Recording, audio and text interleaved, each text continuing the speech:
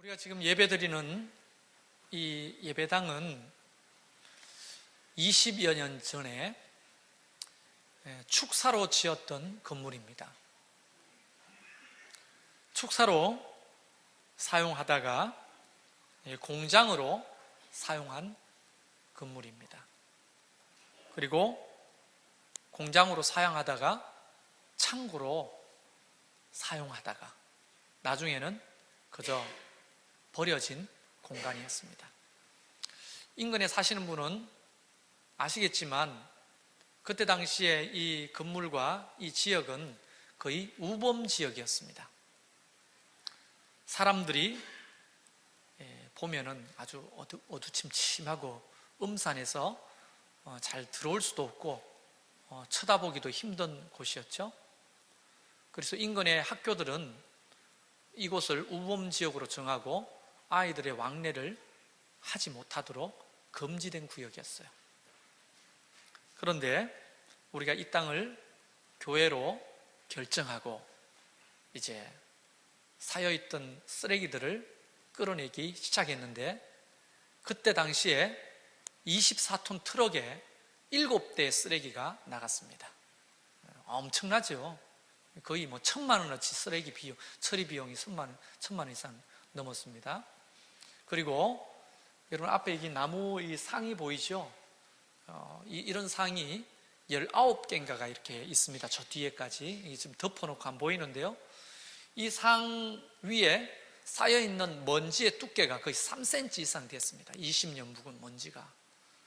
그거를 바람으로 전부 불어서 불어내고 또 빗자루로 쓸어내고 그렇게 이제 이 예배당을 손으로 하나 둘 지어갔던 겁니다. 이제 제일 매일매일 나왔던 사람은 목사 3명에 집사 1명, 그리고 다른 교회에서 심호하시는 장로님인데 목수세요. 그분을 이제 돈 주고 사가지고 이제 5명이 건물을 이제 매일매일 나와서 짓고, 성도들은 주말마다 나와서 청소하고 또 페인트 칠하고, 그 다음에 우리 여집사님들은 아침 저녁으로 점심과 또 오후에 간식을 해다 나르고 새벽마다 기도하고, 그러면서 모든 성도들이 맨손으로 지은 예배당입니다. 그래서 저는 사람들이 물을 때마다 핸드메이드 처치다 그렇게 말을 합니다. 핸드메이드 처치다. 핸드메이드는 명품일 때만 핸드메이드 하는 거 아시죠? 공장에서 찍어내는 것은 작품이 될 수 없죠. 상품이지. 근데 정말로 맨손으로 모든 성도들이 이 예배당을 지었단 말이죠. 물론 전문가들을 보면 아마추어의 흔적이 너무 많지만 그래도 우리에게는 이 맨손으로 지은 이 건물이 너무나 사랑스럽고 아름다워 보입니다. 자랑이죠. 하나의 프라이드고. 이걸 짓는데 약 6개월 정도의 시간이 소요됐습니다. 그런데요, 눈에 보이는 예배당만 손으로 짓는 것이 아닙니다. 눈에 보이지 않는 교회가 있는 거거든요. 그래서 우리는 보통 교회론을 공부할 때 유형교회와 무형교회, 이 2가지의 교회가 있다고 가르칩니다. 유형교회는 우리가 함께 눈으로 보고 만질 수 있는 이 예배당을 말하는 것이지만 실제로 본질적인 교회는 교회 건물이 아닌 것입니다. 바로 예수 그리스도를 믿는 사람들의 모임, 공동체가 교회인 거죠. 더 단도직입적으로 말하면 저와 여러분이 교회입니다. 할렐루야. 이 눈에 보이지 않는 교회가 눈에 보이는 교회보다도 1000배 만배나 더 중요합니다. 그래서 혹 불이 나가지고 이 예배당 건물이 홀딱 타버려도 그 교회는 사라진 게 아니죠. 왜냐하면 저와 여러분이 있는 이상 교회는 여전히 존재하는 겁니다. 그래서 교회가 불탔다 이렇게 말하는 것이 아니고 예배당 건물이 불탔을 뿐입니다. 교회는 바로 저와 여러분을 말하는 거예요. 근데 저와 여러분의 이 공동체를 교회라고 말하는 거예요.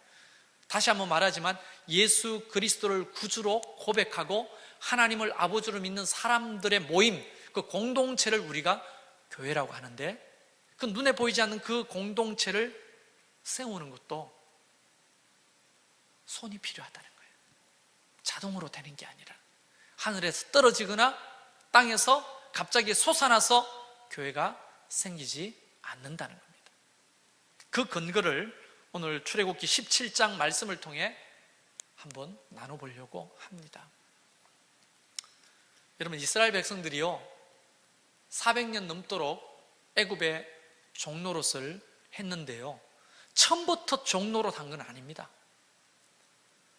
요셉이 총리 대신으로 있을 때 야곱과 식솔들 70명이 기근을 피해서 애굽으로 갔습니다.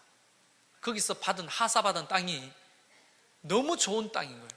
그 땅은 삼각주에 있었던 고센 땅이거든요. 정말 머리통만한 오렌지들이 주렁주렁 열리는 그런 땅이라고요.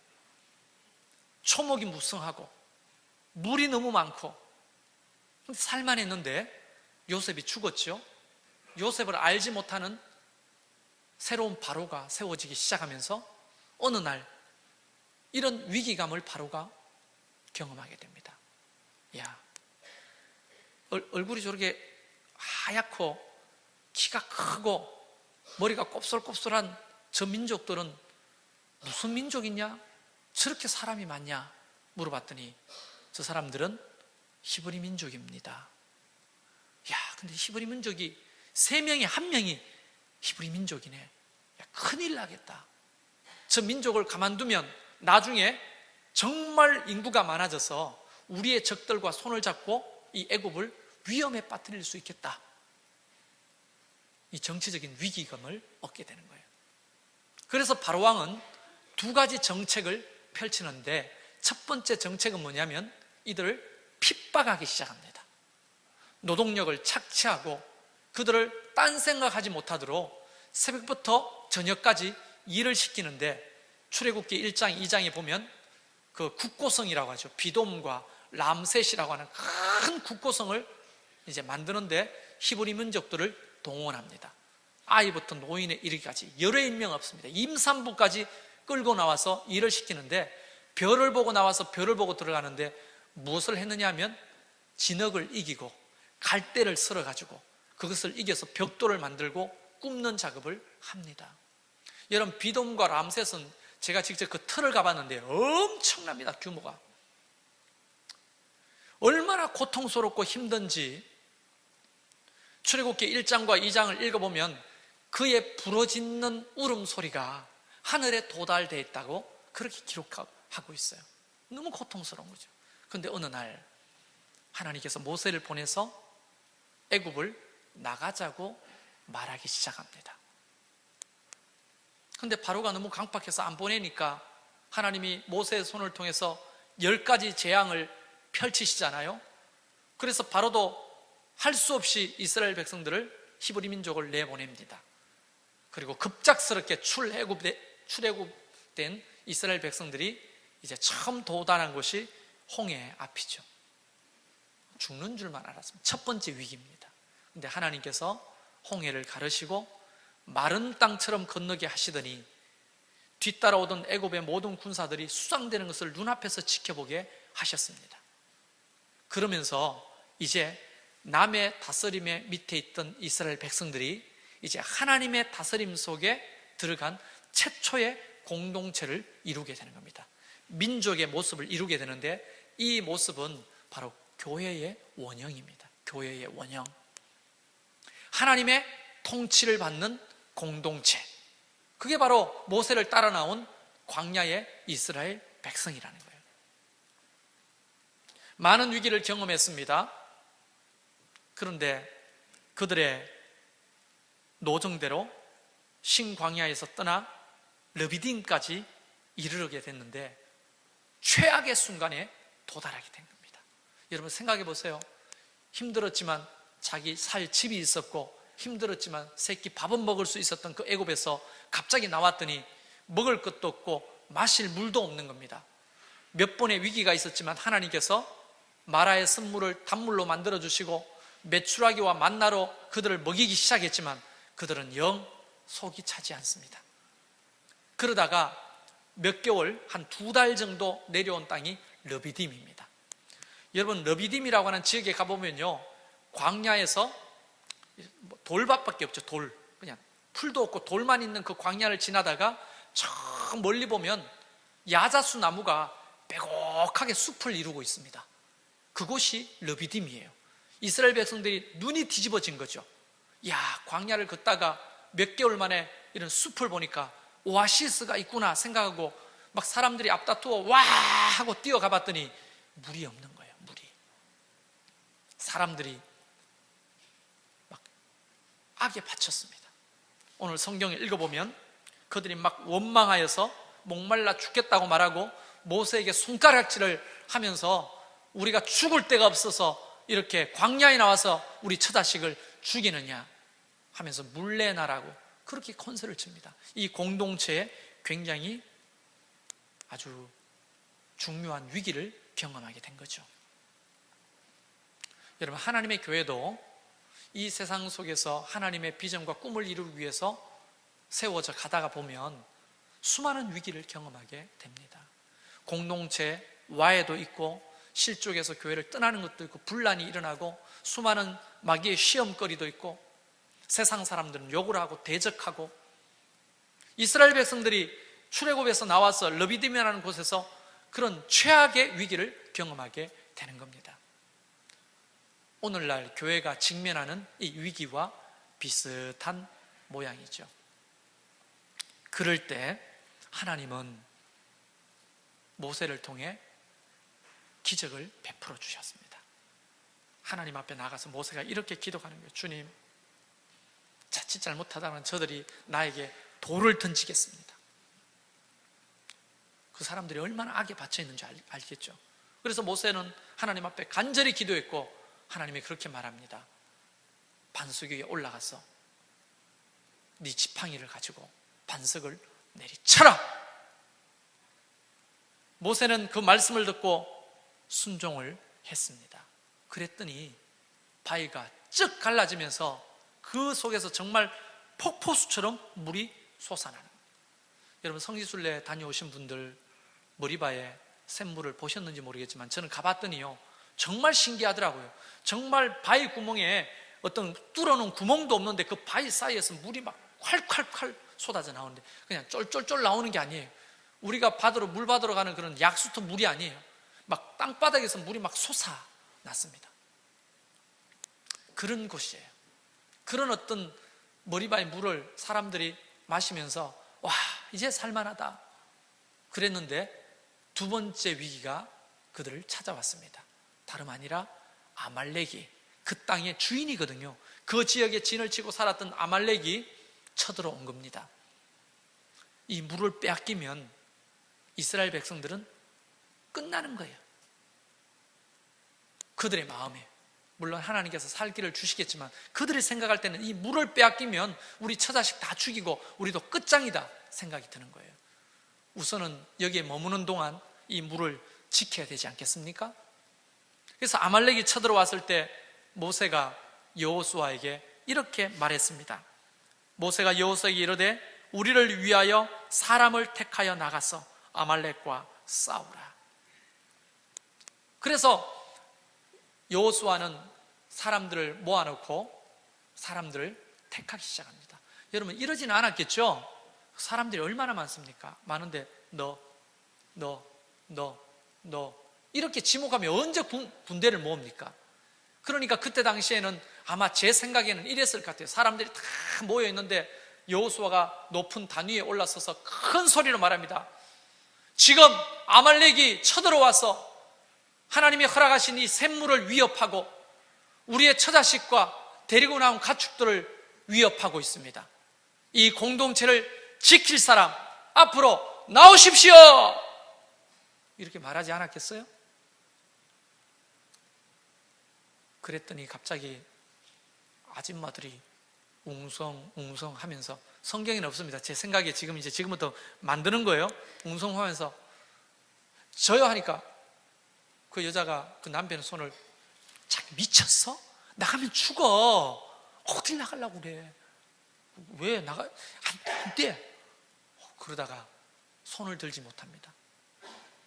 한 17살, 18살 된 아이도 저도 나가서 싸우려고 합니다. 미친놈, 너 생각 있니 없니? 너 어디 나간다는 거야? 나가면 죽어. 이런 식으로 해가지고 모든 남자들이 나가지를 못하고 청소년들도 나가지를 못하고, 만약 전쟁을 안 했더라면 무슨 일이 벌어졌을까요?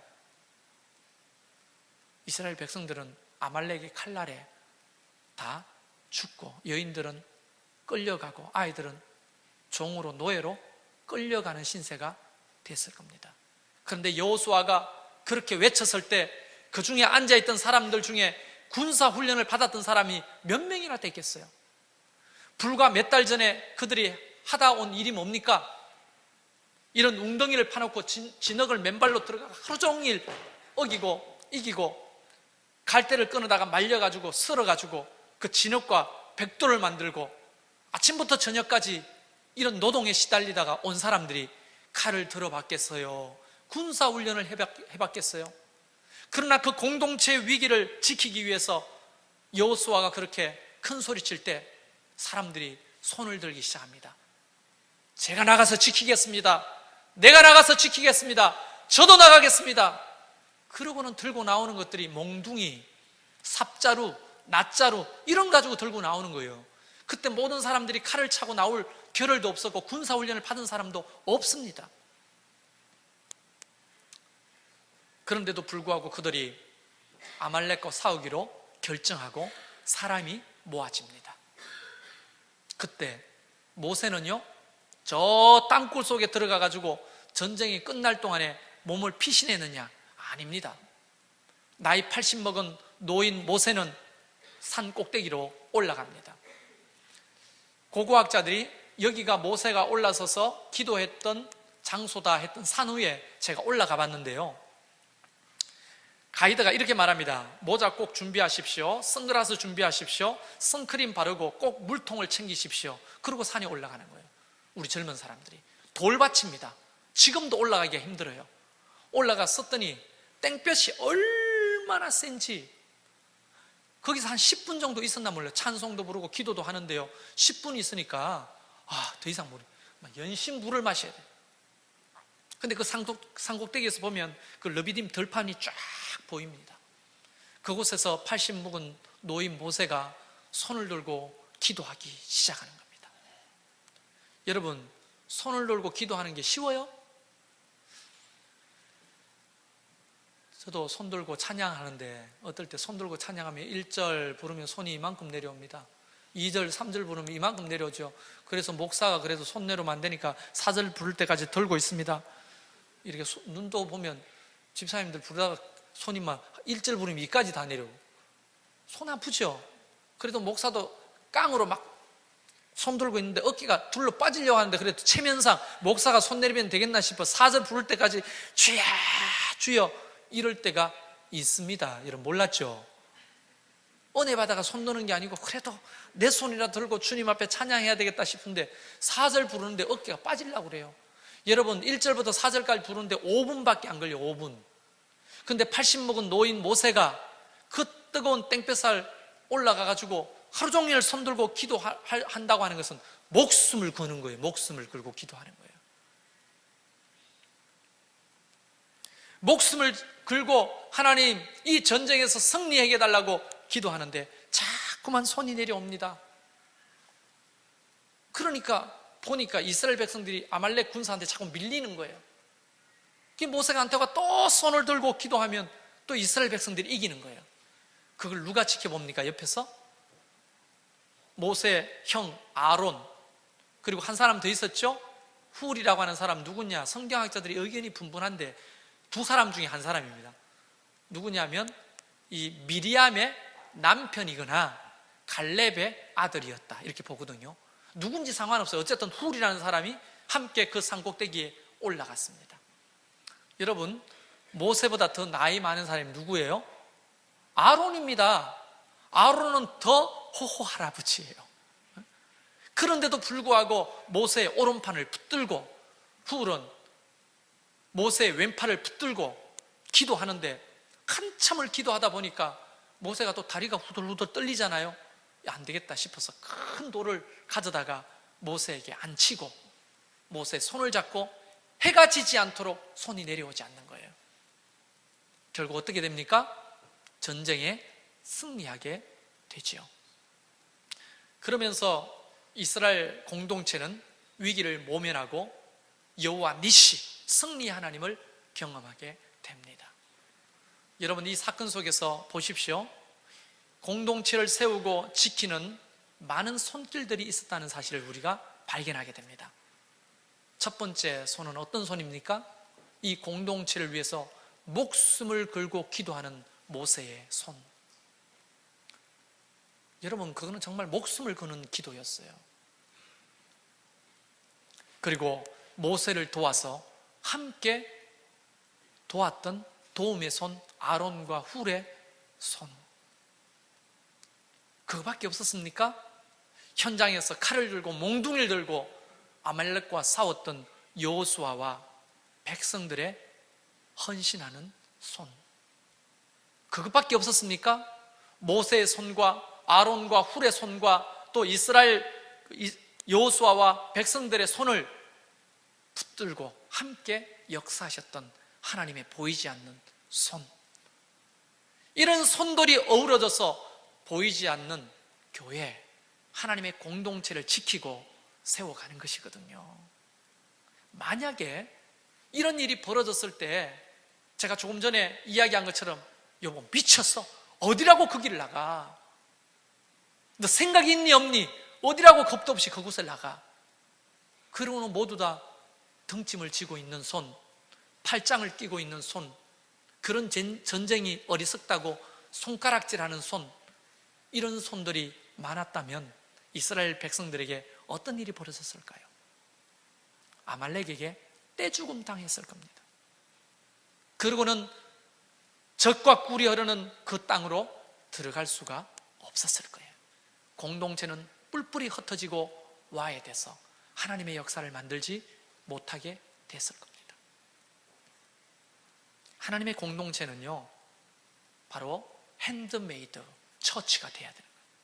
손으로 만들어지는 교회가 돼야 되는 거예요. 모세의 손이 필요한, 목숨을 걸고 기도하는 모세의 손.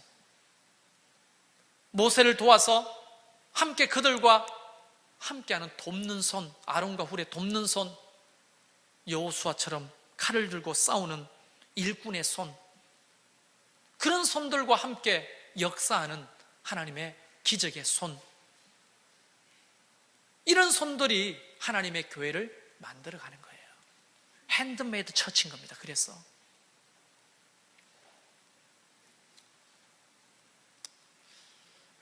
선교 세미나 같은 걸 하면 이 이야기를 자주 하게 되는데 여러분이 혹 들은 경험이 있더라도 한 번 더 들어보십시오. 동네 마당에 공동 우물이 하나 있었습니다. 아이들이 그 우물 주변에서 뛰어놀다가 한 아이가 그만 우물에 풍덩하고 빠졌습니다. 아이들이 고기를 내밀어 우물 안을 쳐다보니까 아이가 허우적거리면서 있습니다. 한 아이가 그 아이의 빠진 아이의 집으로 뛰어갑니다.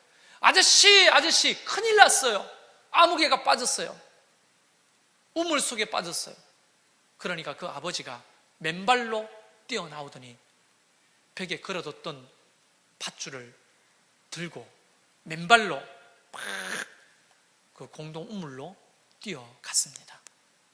이미 사람들이 그 소식을 듣고 웅성웅성거리고 구경하는 사람들이 많습니다. 사람들이 그렇게 막 아이고 어떡하냐 어떡하냐 저 아이를 어떡하냐.